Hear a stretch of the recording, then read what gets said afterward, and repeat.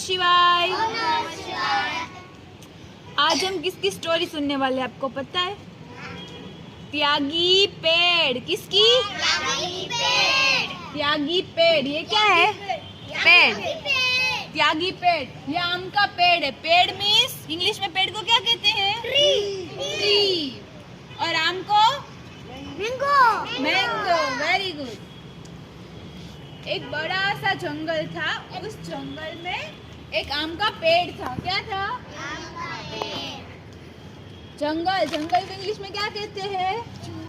Forest. उस जंगल के पास एक गांव था, छोटा सा गांव था। उस गांव में ढेर सारे घर थे। क्या थे? गांव। गांव को इंग्लिश में क्या कहते हैं? घर। घर मीन्स होम। क्या? होम। उस गांव से एक लड़का था, रामू। ये रामू है। कौन है? रामू वही उसी पेड़ के साथ खेलता था, वहाँ के आम खाता था और वहाँ ही वह सो जाता था। क्या करता था? सो जाता था। वह पूरा दिन उसी पेड़ के साथ रहता था। उसे वह पेड़ के साथ खेलना रामू को बहुत ज्यादा पसंद था और वह आम भी उसी पेड़ के खाता था और वह पेड़ भी बहुत खुश होता था कि उसके साथ वह छोटा बच्चा खेलता था। फिर वह थक के उधर ही सो जाता था। आपको दिखाई दे रहा है? फिर थोड़े साल के बाद रामू बड़ा हो गया। और वह बहुत दिनों तक वह उस पेड़ के साथ खेलने के लिए आया नहीं। एक दिन वह रामू उस पेड़ के पास आया और वहाँ खड़ा रहा। तभी पेड़ बोलता है कि आओ रामू बेटा, चलो मेरे साथ खेलो। तभी वह रामू बोलता है कि नहीं, मैं आपके साथ खेलूंगा नहीं। अब तो मैं बड़ा हो गया, मुझे अब खिलौने चाहिए खेलने के लिए। अब मैं आपके साथ खेलूंगा नहीं। तुम मेरे आम तोड़ के इसे बाजार में बेचकर इससे पैसे कमा सकते हो और उससे तुम खिलौने ले सकते हो। पैसा। पैसे को इंग्लिश में क्या कहते हैं? मनी। क्या? मनी। और आम को इंग्लिश में मैंगोस। क्या? मैंगो। और खिलौनों को इंग्लिश में क्या कहते हैं? टॉयज। फिर रामू ने क्या किया? सभी आम तोड़ दिए। फिर वह सभी आम लेके वह बाजार में उसे बेचने के लिए चला गया। फिर वह रामू कितने सालों तक वह पेड़ के नीचे खेलने के लिए आया ही नहीं। कुछ सालों के बाद रामू जब बड़ा हो जाता है तभी वह उस पेड़ के पास आता है।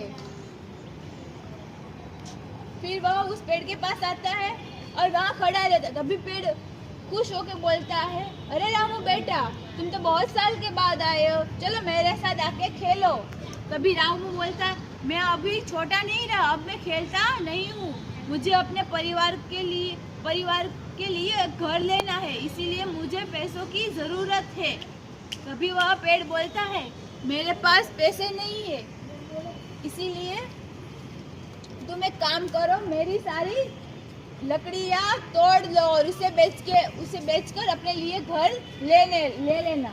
फिर रामू उस पेड़ की सभी लकड़ियाँ तोड़ देता है और उसे लेकर वह बाजार में उसे बेच देता है और उसके अपने लिए एक नया सा घर ले लेता है।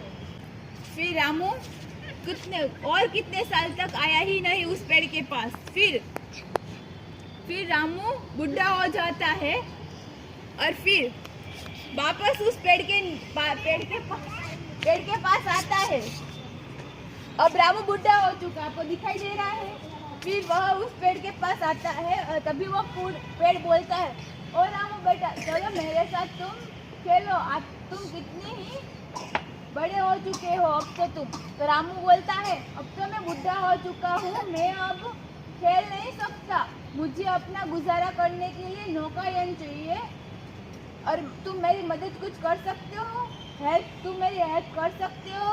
तभी पेड़ बोलता, मैं तुम्हारी कुछ हेल्प तो नहीं कर सकता, लेकिन तुम मेरा थल निकाल के इसे बेचकर तुम अपने लिए वोट बना सकते हो। तुम मेरा थल लेके जाओ। तभी वह रामू उस पेड़ को काट देता है। फिर उस थल को लेके रामू चला जाता है। वह वोट बना के उस पेड़ के साथ वह अपना गुजारा करता है।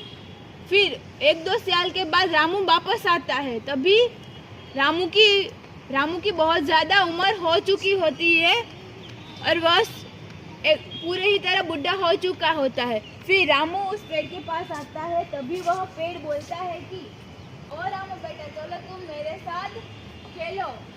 तभी वह रामू बोलता है, नहीं, अब तो मैं बुढ़ा हो चुका, अब मैं खेल सकता नहीं हूँ, मैं अभी बच्चा नहीं रहा।